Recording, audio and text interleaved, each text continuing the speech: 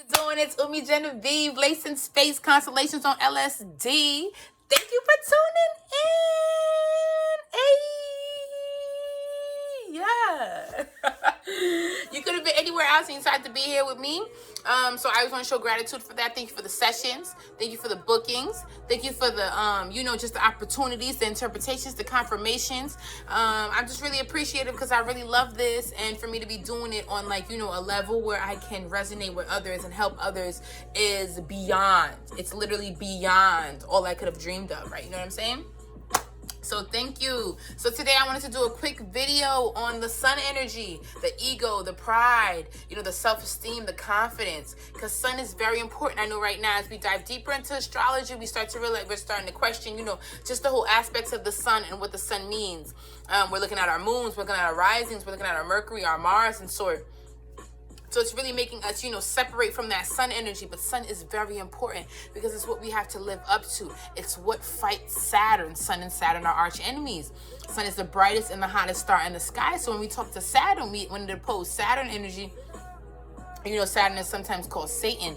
The challenges, the breakthroughs, the things that kind of make us grow up and mature. It many times goes against our identity. That's why Saturn return is so big, because it really shows us where the heart of the matter is. How are we going to get through the challenges of life? So I wanted to talk about narcissism and the energy of narcissism. Are we all narcs? Is one of my things that I wanted to be, one of the topics that I want to talk about. Why? Because sun energy, Leo energy, fifth house energy is always going to come off selfish. The first 6 signs is truly selfish. From Aries to Taurus to Gemini to Cancer to Leo to Virgo. It's truly selfish because of that. They're learning the inner energies of themselves. First house, they're learning their sense of directions, how they assert themselves. Second house, they're learning or just coming about. Second house is how they learn their value systems and the things that they subscribe to when it comes to what makes them feel comfortable. Third house, they learn their mentalities from their value system. Fourth house, they learn how to express their mentalities. Fifth house, they learn how their self-expression now becomes their identity. And then sixth house, they learn how to coexist with that energy. So their standards of sort. So, the sun energy is always going to come off extremely self-intuned. Now, one thing I wanted to talk about with the sun energy is that it rules our pride, our confidence, our children, our arousal, our fun, our self. I am. I is the sun energy. This Aries exalts the sun. So, Aries is overall an energy that is selfish because it's self-in-tune, it's self-motivated, it's self-made. I talk about narcissism with this because I feel like as we're coming into this Aquarius energy, we're becoming extremely too sensitive, in just my opinion. Because everyone has a sun and everyone has an identity that they need to live up to. And if we stick in the barriers of trying to be too universal, Saturn and Aquarius, we'll start to lose that sun energy where people will feel like they cannot be who they want to be. And I feel like that's what this energy with Saturn and Aquarius is doing. It's pretty much like, yes, we're making everything okay. We're not doing labels. We're trying to be completely equal. But what about sun, that confidence, that self-motivation, that competitiveness? Are we supposed to put that to the side? Are we supposed to act like those things don't exist? I don't think so. I'm a Leo rising, so I might be a little biased. But I feel like we're becoming too sensitive on labels. The water barrier, Aquarius. And it's going against that sun energy because everyone identifies with something and they need to identify with something to bring that confidence, that pride, that ego. And now as we come into this Aquarius energy, it's going to be literally just like we want to take away our pride. We want to take away the sense of ego so we can become whole, humanitarian, which is cool. But as we walk into the Saturn and Pisces, what will that bring? You know what I mean? That's what I'm asking myself. Like, what would Saturn and Pisces bring? Saturn and Pisces is showing that we need to come into a place of forgiveness, acceptance. But when we move into Aries after Saturn and Pisces, we now come back into that assertiveness and that self-motivation. And I think we're kind of taking this on wrong because Aquarius is the God complex. So while we try to push this equality, it is on the stance of people on the hierarchies are still pushing oppression. So it really doesn't make sense. I want us to get back into that sun energy.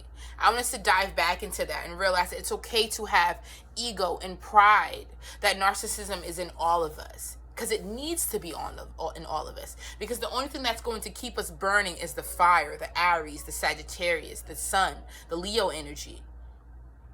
Some people who have poor Jupiter, poor Mars, and poor Sun will feel like, you're doing too much when it comes to, your identity. So it's going to come off as narcissism. But I think we're taking away from the fact of individuality.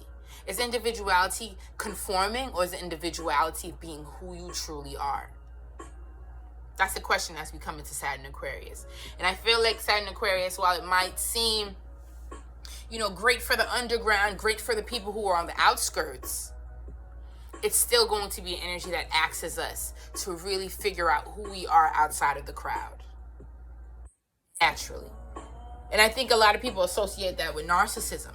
Narcissism is going to become a great topic in the next coming years, because as the world wants to unite and become equal, more singular and more, self-motivated energies will be scrutinized. But those energies will walk into the Aries Saturn, Aries North Node, the innovators. So keep that. Like, we all have a sense of narcissism in our personality because we need to. That's what keeps us going. That's what keeps us shining. If we don't love ourselves, and if we don't, do what's best for ourselves, what is life? That's just all I'm saying. You know what I'm saying? Like, so I feel like this narcissism is getting a lot out of hand, especially with this Gemini North Node that we're happening right now. To, find the logic to things, the medicine, the vaccine to things, the wording to things. But at the end of the day, Sagittarius, the opposite of Gemini, what is your own truths? What is your own perspectives? Regardless, fight for them, be for them. Because when we walk into another fire energy, the Aquarius Saturn, but also another, like, a fire energy past that. Sorry, I got caught up with Aquarius Saturn. Energy past that is the Aries North Node and the Aries Saturn. It's going to be more so who truly stayed self-motivated, who truly stayed self-interested. Because as the times move on and we move into this more humanitarian energy, we're looking for innovators. Because all things must come to a demise if we want to take away the political power, if we want to take away the oppressive power, Capricorn, Saturn and Capricorn, which will end December 18th. I think we're losing that self-pride because we want to include everyone, which is dope, because it's going to bring a lot of energies and a lot of innovations that we need. But we cannot deny the fact that we need sun. Let's talk about sun a little bit, right? So sun is exalted in Aries, a very much self-motivated energy. Sun is fall in Libra, and Libra is exalted in Saturn, earth energy. Remember, sun and Saturn are arch enemies. So this is showing that no matter what, whenever we get into relationships, any form of relationships, our ego will be tested. That doesn't mean you're a narcissist. That doesn't mean you're selfish or you're a bad person. You have to work with the sun of your energy, because sun does not like Libra. Saturn is exalted in Libra, which sun is arch enemies with. So we have to ask ourselves, every time we come into a relationship, and the energies that are within that relationship, from the sun sign to the moon energy to all the personal placements, will affect our ego, will antagonize, will be kind of counteract our ego. That does not make us a narcissist. That is, we have to walk into an ego because it's the identity of our life. That's why it's best to go into these natal charts to understand what is a sextile and a trine to our energy. What is an opposition to our energy to make us more balanced? And what is a square to energy to make us more, progressive? We have to look at more of sun signs and look at what is the identity of the individual. Because if the individual has a Scorpio or a Capricorn, they're here to gain, resources or a sense of, status quo, a sense of accomplishment. And if you're more of a Gemini or an Aries or, a Libra, that may be a little difficult for you because your identity is based off finding Libra, finding a sense of relationship compatibility, Gemini, finding a sense of reciprocation, but also understanding our mentalities and how sometimes our opinions aren't always necessary because that is not the function, that is not the conversation that is being pushed. Sagittarius. If you go into Aries, we look like the motivation of this individual is to be more so, competitive, self-motivated, and even a little selfish, just like Leo energies. Leos are here to gain a sense of confidence, a sense of self-esteem. That's why sun energy is still very important, because that's what's going to show us what guides us in the life. Our rising will show us, how we project ourselves, how we assert ourselves, what is projected on us, and how we assert ourselves. The moon will show us how we nurture others, and how we feel nurtured. Mars will show us how we are, how we go after things, how our competitiveness, and also, the energy of how we, what keeps us motivated, gives us endurance. Venus will show us how we attract and how we spend money and how we push values. But sun is very much important because it is the guiding light.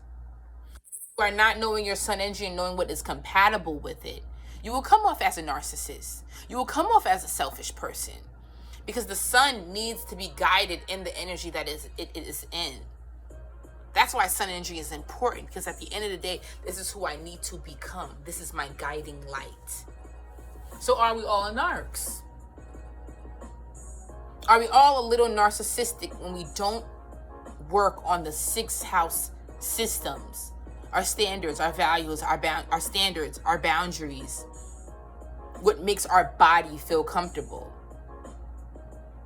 That's why when sun comes into 7th house, it's always going to feel heavy. Sun is fall in Libra.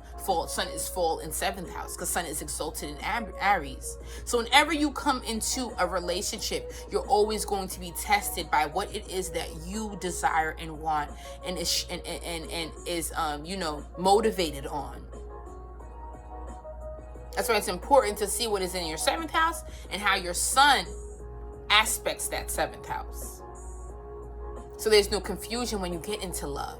Because we're very much, men are narcissists, but women can be very much so. Because what you identify with could not be going well with what's in your 7th house. So you need to work on that. Like example, I am a Leo rising and I'm a Scorpio sun. So that means my energy is square. What's in my Leo rising Aquarius? What's in my 7th house Aquarius? That squares my sun energy. Letting me know that as a Scorpio, I need to learn a sense of Aquarius, detachment and love. So how do I do that? I involve myself on my own inner resources. I get my own motherfucking bread. My own shit going. So my relationships will have a detachment, but a sense of security, Saturn, because Saturn rules. Saturn is the ancient ruler of Aquarius, because of the fact that I am self-reliable. You have to learn what's going on in your 7th house and how your sun energy sits with that. So it doesn't, cause any commotion or any selfishness or any, oppression, oppositions. Now, as we come into Saturn and Aquarius, this is going to be a transit for the next 2.5 years. It will oppose all sun energy. Naturally, because Saturn is opposition sun. It's arch enemies.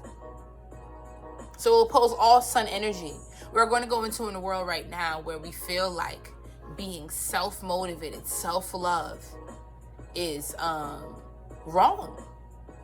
That you must care, that you must give, that you must sacrifice. That's why we come into Saturn and Pisces. I wonder what that will bring. Will it bring an energy of feeling like we have truly given too much of ourselves? And now we must, what comes after Pisces, Aries, Saturn, Aries, North Node in Aries, fight for ourselves. Fight for what we want. Build something. Push competition. I'm a little wavy. Push that whole energy. I feel like right now, as we come into Aquarius, yes, we want everyone to get bread. We want everyone to make some dough. But we cannot deny the fact that we all have a sun. Find your sun sign energy. Find what works with it, so you do not feel like you are pushing ego